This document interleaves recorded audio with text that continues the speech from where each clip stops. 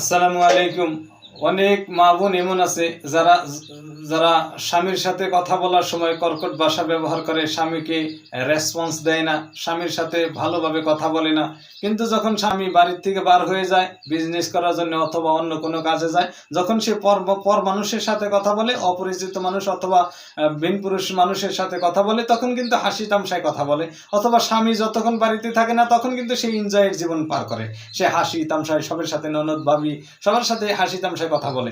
যখন বাড়িতে সে ঘুরে আসে, যখন বাড়িতে সে রিটার্ন হয়, তখন কিন্তু আবার ফিরে ওই আগের মতোই ব্যবহার করে। স্বামীর সাথে দুরু দুরু সেই ব্যবহার, তার সাথে কঠোর ভাষায় কথা বলে, তার সাথে ভালো কোনো কথা বলতে চায় না।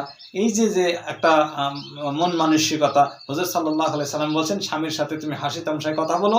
অপরিচিত মানুষের সাথে যখন কথা বলবা অথবা বিন পুরুষের সাথে যখন কথা বলবা, তখন তুমি কঠোরতা অবলম্বন করো, তখন কঠোর ভাষা ব্যবহার করো, যাতে সে তোমার দিকে ইমপ্রেস না হয়, তোমাকে কোনো খারাপ প্রস্তাব না করে। আমরা এইগুলো না করার দরুন অধিকাংশ মানুষ পরকীয়ায় লিপ্ত হইতেছে। কারণটা কি? তাদের সাথে হাসি তামশায় কথা বলার কারণ দরুন এইগুলা হইতেছে। সেজন্য আমরা যারা বিন পুরুষ, তাদের সাথে আমরা হাসি তামশায় কথা বলবো না, তাদেরকে আমরা সুযোগ দিব না ইমপ্রেস করার জন্য, অথবা তারা প্রস্তাব দেওয়ার জন্য, যে আমাদেরকে প্রস্তাব দিবে খারাপ কাজের জন্য, এতটুকু আমরা চান্স দিব না। সেজন্য মা বোনদেরকে অনুরোধ জানাই, কথা বলবেন, স্বামীর সাথে হাসি তামশায় কথা বলবেন, জান্নাত কামাই করতে পারবেন।